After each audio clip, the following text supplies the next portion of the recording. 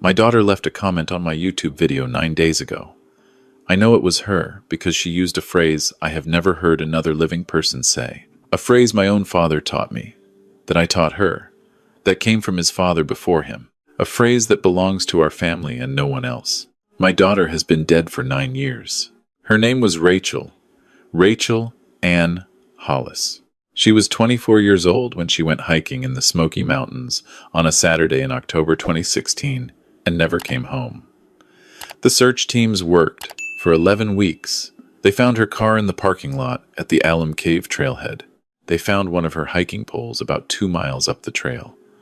They found nothing else. The park rangers told me the terrain was brutal and the fall rains had been severe, and that sometimes the mountains just keep what they take. I stood there in that ranger station in my jacket that wasn't warm enough and listened to a man with kind eyes tell me that my daughter was gone.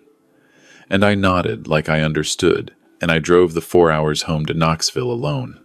That was 9 years ago. I am 64 years old. I am a retired electrician. After Rachel disappeared, after the searches ended, and the official presumption of death paperwork came through 18 months later, I threw myself into woodworking the way some men throw themselves into drinking. It was something Rachel and I used to do together on weekends. She had patient hands and a good eye, and she picked up technique faster than anyone I ever taught. I gave her my father's set of chisels when she turned 21. She cried a little and told me she'd take care of them. I found them in her apartment when I cleaned it out, wrapped in the same flannel cloth my father always kept them in. I kept the chisels. I still use them. 3 months ago I started posting videos on YouTube. Nothing fancy, just me in my garage workshop restoring old furniture. My neighbor's son set up the channel for me and showed me how to upload. I did it mostly for myself, a way to keep a record of the projects. I didn't expect anyone to watch. The first video I posted was a rocking chair restoration, a beat-up Victorian piece I'd picked up at an estate sale in Oak Ridge. It got about 200 views over 2 weeks, which my neighbor's son told me was actually not bad for a new channel. 9 days ago, I was sitting at my kitchen table, drinking my second cup of coffee, when I opened my phone and checked the video. There were 7 new comments. Most of them were the usual short ones. Nice work and great technique, and what kind of finish is that? But one of them stopped me cold. It was from an account called My Restores. The comment said, "The way you cut those dovetails. My dad taught me that exact technique. He called it the heartwood cut.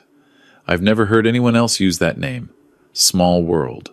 I read it 3 times. Then I set down my coffee cup very carefully because I knew if I didn't, I would drop it. The heartwood cut. That is what my father called a specific method of reading the grain direction before you start any hand-cut joinery. It is not a standard term. It is not in any woodworking book I have ever owned. My father invented that name himself. Or maybe his father did. He taught it to me in his garage in Maryville when I was 12 years old. I taught it to Rachel in my garage in Knoxville when she was 16. As far as I have ever known, those are the only 2 people on earth I ever said those words to. My hands were shaking when I clicked on the account. My Restores. A woman, I could tell from the profile photo, though the picture was small and a little blurry, taken outdoors with the light behind her. Dark hair pulled back. She looked to be in her 30s. Her account had maybe 40 subscribers and a handful of videos, all of them short clips of furniture restoration work. The most recent one was a close-up of her hands, sanding a chair leg. The description said she worked at a shop called Piedmont Restoration in Bristol, Virginia. Bristol. That is about a 3-hour drive from Knoxville. It is right on the Tennessee-Virginia border. I stared at that profile picture for a long time. I couldn't make out enough detail to be sure of anything. The angle was wrong. The light was wrong. She could be anyone. She probably was anyone. The heartwood cut could be a coincidence. My father could have taught it to someone else. Someone who taught it to their daughter, who happened to use the same name. These things happen. I did not believe that for 1 second. I typed a reply to her comment. I kept it simple. I said, "Your dad sounds like he knew what he was doing. Do you still use that technique in your work?" I hit send and then sat there for 20 minutes, waiting for her to respond. She didn't. I got up and walked around my kitchen and told myself to calm down. I was a 64-year-old man, having a grief reaction triggered by a YouTube comment. That was all this was. I went to bed at 11. I did not sleep. At 6:15 the next morning, she had replied, "I do, every time." Though I couldn't explain why until I was older. Some things you learn in your hands before you learn them in your head. Is that your shop? Where are you based? I wrote back immediately. I told her I was in Knoxville. I told her I'd been doing woodworking most of my life. I told her my name was Gary. I asked if she'd grown up around the craft. She took a few hours to reply. Not exactly. I came to it later. I have some memories of learning as a kid, but they're fragmentary. I was in an accident about 9 years ago and lost a lot of my personal history. The skills stayed, but a lot of the context didn't. My therapist calls it procedural memory versus episodic memory. The hands remember what the mind forgot. I read that paragraph so many times, the words stopped looking like words. I walked out of my house and got in my truck and drove to Rachel's grave. We had a headstone made, even without a body. It felt wrong not to have somewhere to go. The stone is in the cemetery on Kingston Pike, next to her mother who died of ovarian cancer in 2019. I stood there in the November cold, with my jacket zipped to my throat, and I looked at her name in the granite, and I said out loud, "Rachel, I don't know what is happening. I need you to tell me what is happening." The wind moved through the cedar trees along the fence. Nothing answered me. Nothing ever does. But I stood there until I felt steadier, and then I drove home, and I wrote her the longest reply I had written to anyone since I stopped being the kind of person who writes long replies. I told her I was sorry to hear about her accident. I asked, carefully, where she was from originally. I asked what kind of work she remembered from her childhood. I asked if she had family she was close to. Her reply came late that evening. "I honestly don't know where I'm from. The accident was on a hiking trail in the mountains, they think, based on where I was found. I was brought to a small clinic outside Jonesville, Virginia, by a couple who found me. I had no ID, severe head trauma, couldn't tell anyone who I was. I lived with that couple, Sam and Diane Sutton, for several years while I recovered. They were kind people. Sam passed away 4 years ago. Diane helped me get my paperwork sorted. I took their last name because they were the only family I had. I work in Bristol now, been here about 2 years. As for memories of family, I get flashes. A workshop. Someone's hands showing me something. The smell of linseed oil. Nothing I can put a face to. I sat at my kitchen table for a long time after reading that. A hiking trail in the mountains, found near Jonesville, Virginia. Jonesville is in Lee County, Virginia, which is on the far southwest tip of the state. It is roughly 90 miles northeast of the Alum Cave trailhead. A person badly injured on that trail, disoriented, could conceivably have made it some distance in the wrong direction before collapsing. The search teams had focused on the area south and east of the trailhead. They had not searched toward the Virginia line. They had no reason to. She had been 90 miles away, alive. I typed 3 different messages and deleted them all. I did not know how to say what I needed to say without terrifying her, or seeming like a predator, or simply being wrong in a way that would break me worse than I was already broken. I finally settled on this. I don't want to alarm you, and I could be wrong about this entirely, but some of what you've described lines up with something personal I've been carrying for a long time. Would you be willing to have a phone call? I promise I'm just a retired electrician in Knoxville who restores old chairs, but I think it might be worth a conversation. She did not reply that night. She did not reply the next day. I checked my phone approximately every 15 minutes for 48 hours. I tried to work in my shop. I got as far as laying out my tools, and then I sat down on my shop stool and stared at the wall. My neighbor came by to borrow a level and asked if I was feeling all right. I told him I was fine. He looked at me the way people look at you when they know you're lying but are too polite to say so. "On the 3rd day," she replied, "I've been thinking about your message for 2 days. I don't know how to explain this, but the fact that you reached out that way, carefully, making room for being wrong, that felt like something, like someone who understands what it's like to be fragile around hope. Yes, we can talk. Here is my number." I stared at that number. Tennessee area code. Not Virginia. I dialed before I could think myself out of it. She answered on the second ring. Her voice was quiet, slightly cautious. "Hello?" I said hello back. I told her my name again, Gary Hollis. I heard her breathe in slowly. "Hollis," she said. "Why does that land somewhere?" "I don't know," I said. "But I'd like to find out together if that's all right." We talked for 2 hours. I asked her questions the way you diffuse something, carefully, one thing at a time. She told me about her life with the Suttons, how they'd been a retired school teacher and a former surveyor living on 20 acres outside Jonesville, how they'd been hiking on adjacent terrain when they heard someone crying in the underbrush off the trail, how they'd found her half-conscious with a severe gash along her scalp and a broken left arm and a face so swollen from the impact that later photographs from the clinic showed something nearly unrecognizable. How the local clinic had stabilized her and reported a Jane Doe to the county sheriff, but how that report had never connected to the National Missing Persons databases because of a filing error they didn't discover until years later. She said she didn't blame anyone. She said it was just the way the pieces had fallen. I asked if she remembered anything about a father. She was quiet for a moment. "I remember feeling safe," she said, "like there was someone who thought I hung the moon. I don't have a face or a name. Just that feeling, like gravity." I asked if she remembered a workshop. "Yes," she said immediately. "Sawdust and something oily and good. Radio in the background. Country station. Maybe, or classic rock." "Classic rock," I said. "Almost always. My daughter used to complain about my music until she started requesting songs herself." She went very still on the line. I could hear her breathing. "Your daughter," she repeated softly. "My daughter's name was Rachel," I said. "Rachel Ann Hollis. She was born February 9th, 1992.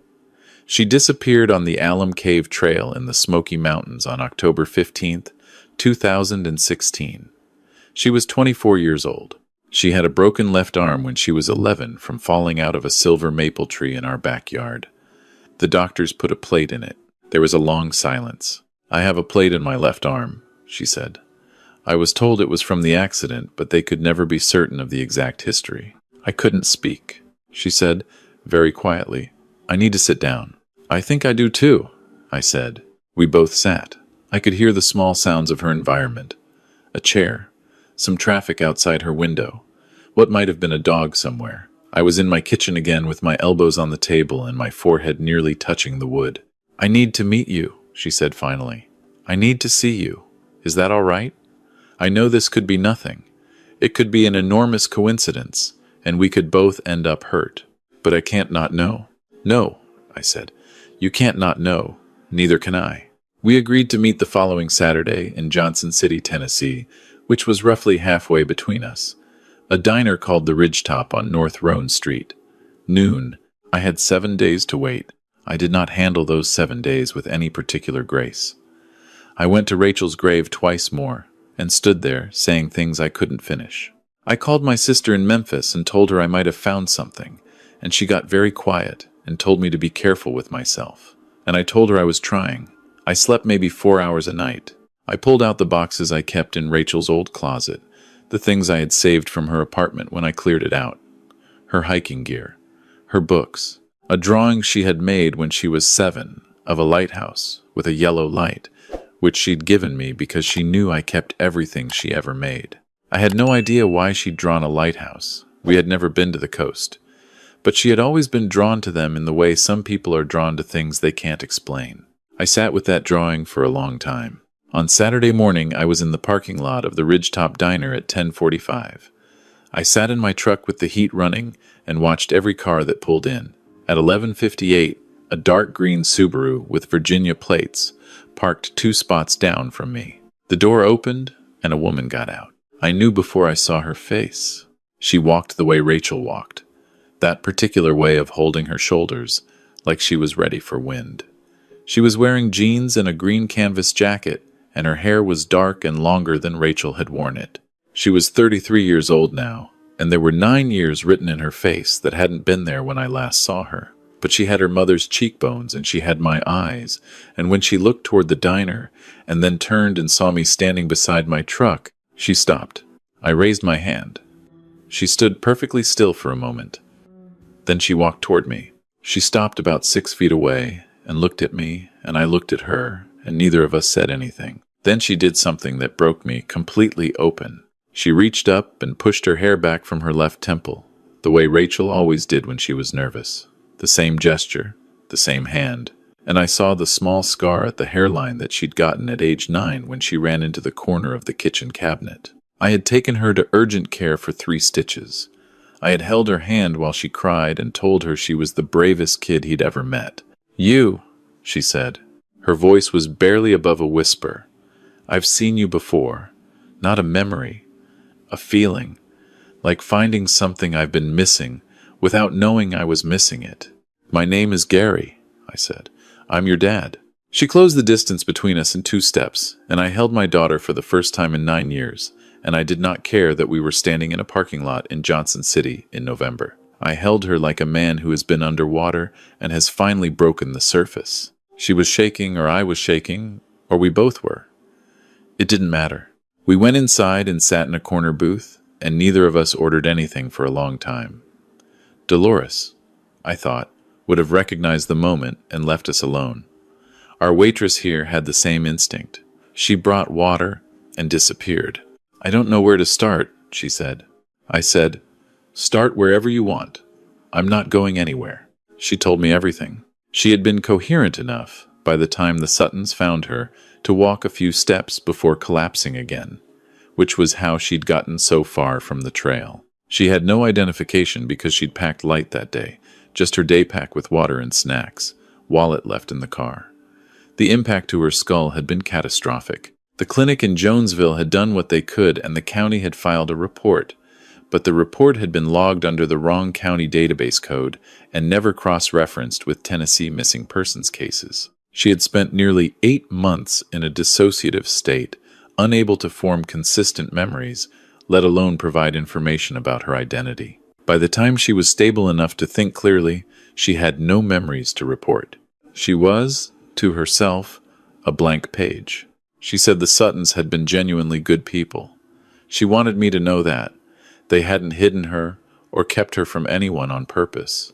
They were in their mid-70s, without children of their own, and they'd found this injured woman in the mountains and brought her home, and they'd loved her. Sam had been a quiet man who taught her to identify birds. Diane had taught her to bake bread. She had been happy there, in a muted, careful way. The happiness of someone who doesn't know what they've lost. And she had always felt like something was missing, she said. Always.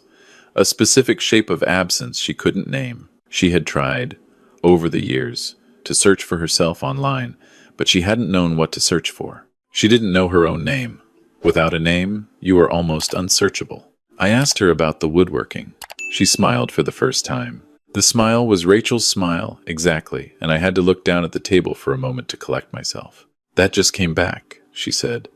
"After Sam died, I had a hard time, and Diane suggested I find something to do with my hands. I walked into a furniture shop in town looking for a chair to buy, and I ended up behind the workbench. The owner said I worked like someone who'd been doing it for 30 years. I had no explanation for that. I still don't, really." "You do," I said. "You've been doing it since you were 16. She looked at me with something I can only describe as grief and wonder at the same time. "Tell me," she said. "Tell me everything." So I did. I told her about growing up in this family, about her mother Lynn, who had been an English teacher and a terrible cook, who made everything taste a little like cardboard, who had laughed about it herself until she couldn't laugh about anything anymore, who had held Rachel's hand at the end and said she wasn't afraid because she was so proud of the person her daughter was becoming. I told her about the silver maple tree and the plate in her arm. I told her about teaching her the heartwood cut on a rainy Saturday when she was 16, and how she'd gotten it right the first time, and I told her she had better hands than I did, and she'd said, obviously.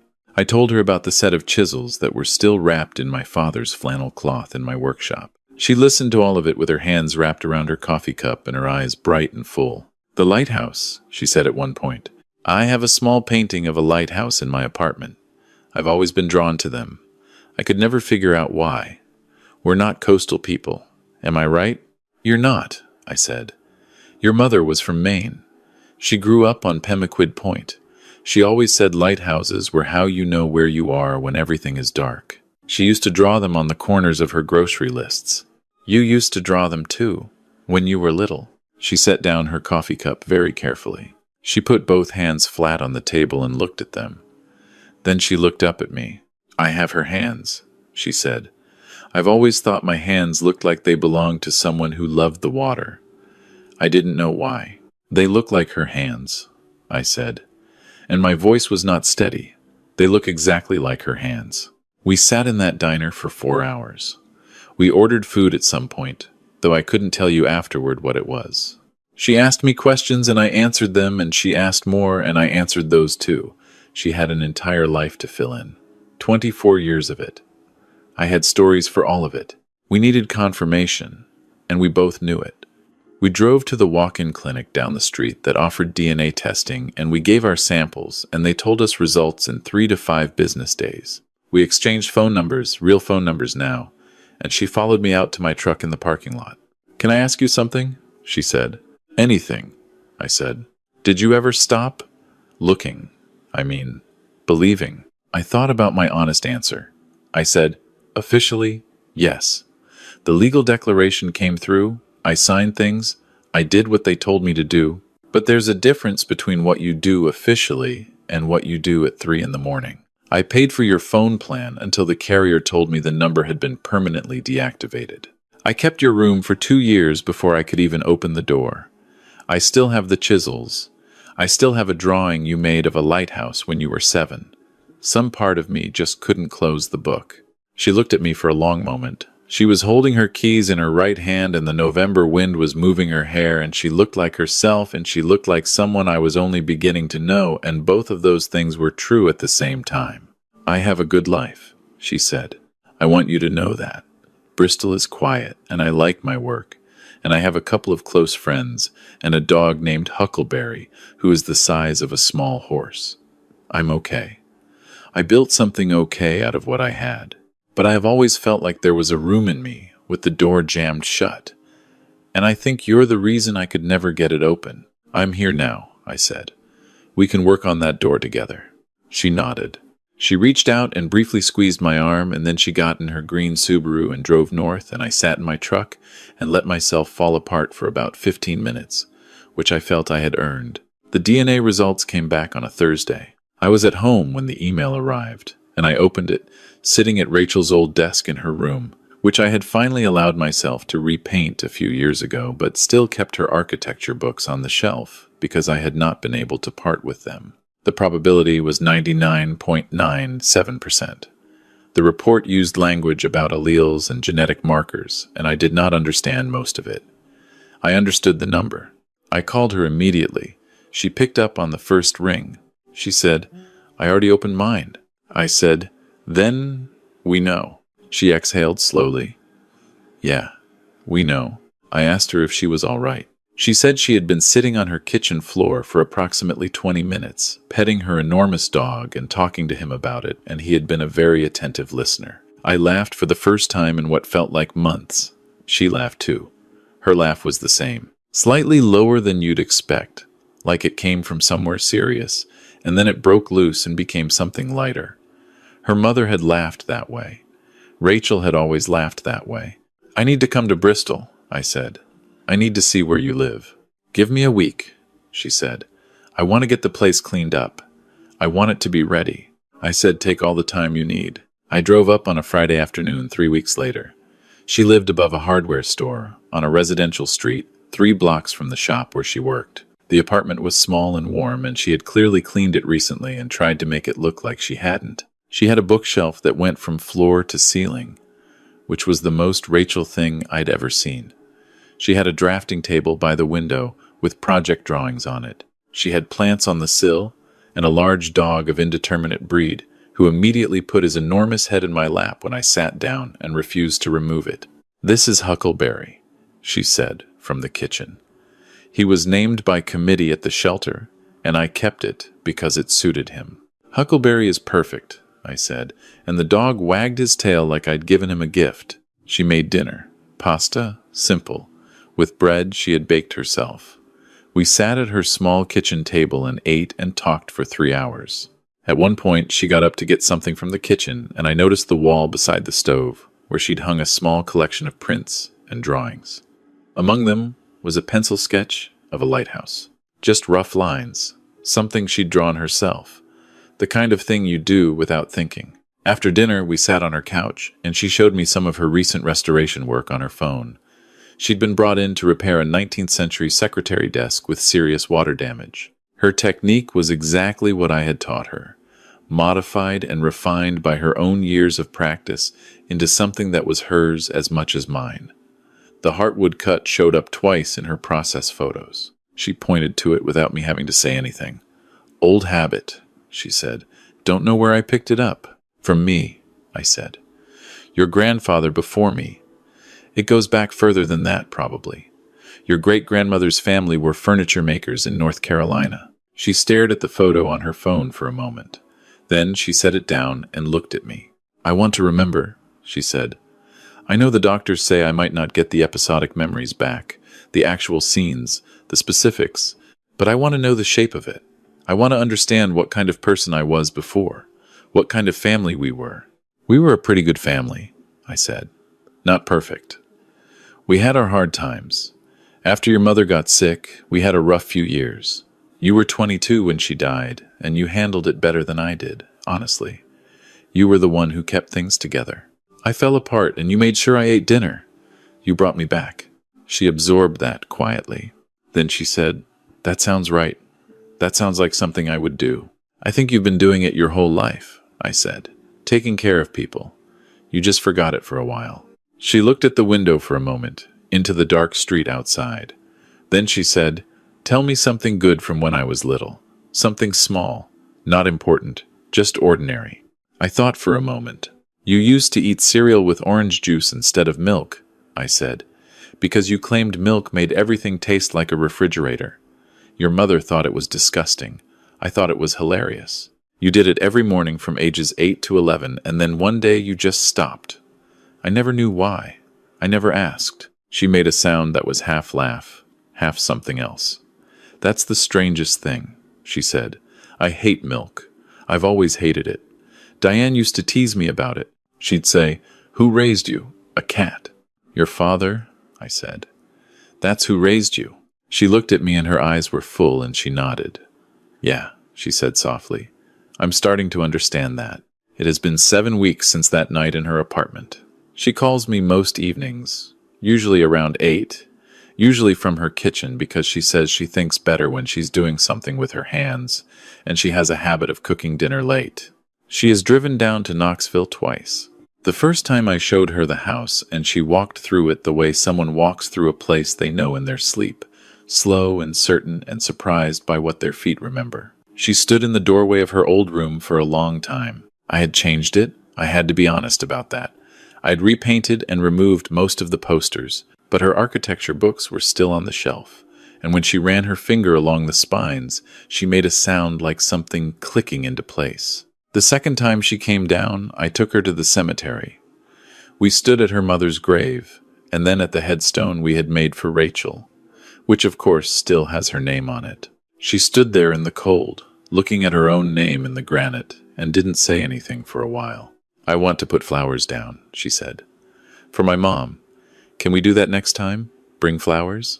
"We can do that every time," I said. She nodded.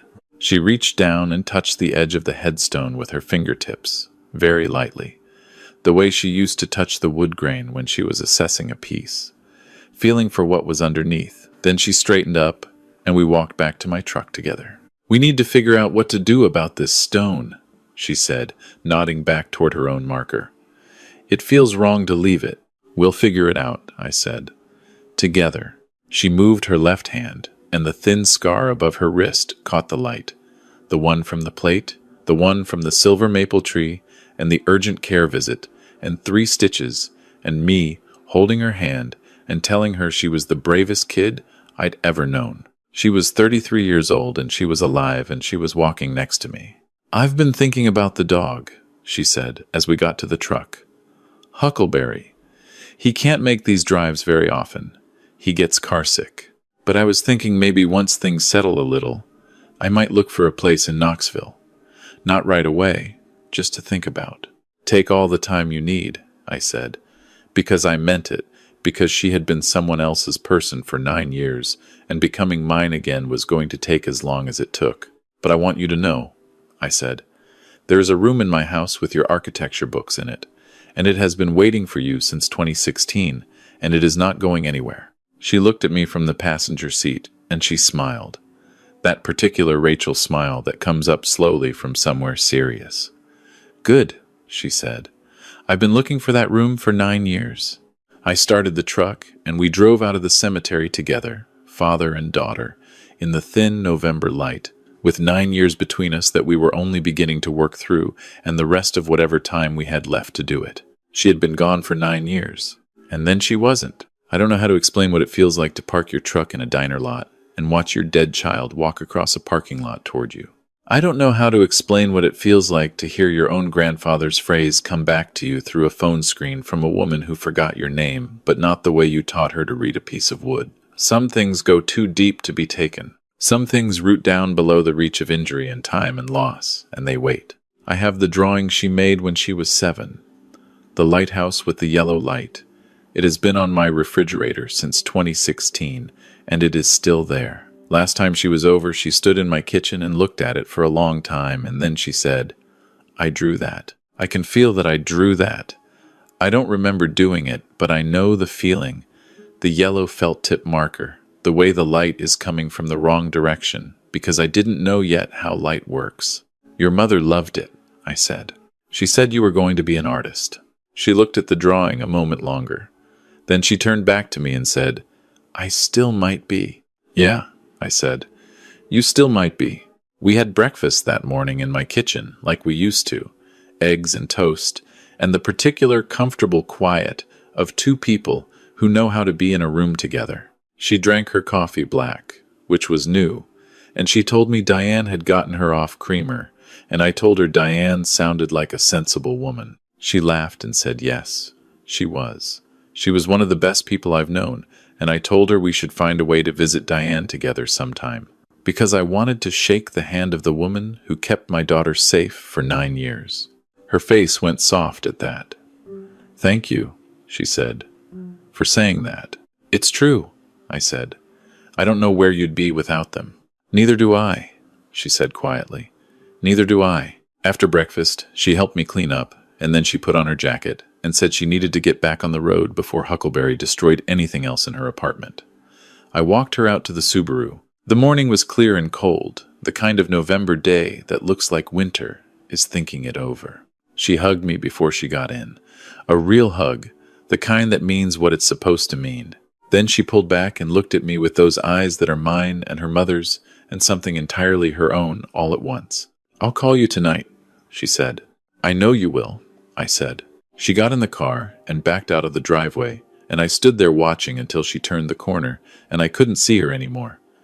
Then I went inside and stood in my kitchen for a while, with my hand on the counter. The lighthouse drawing was on the refrigerator. The set of chisels wrapped in my father's flannel were in the workshop.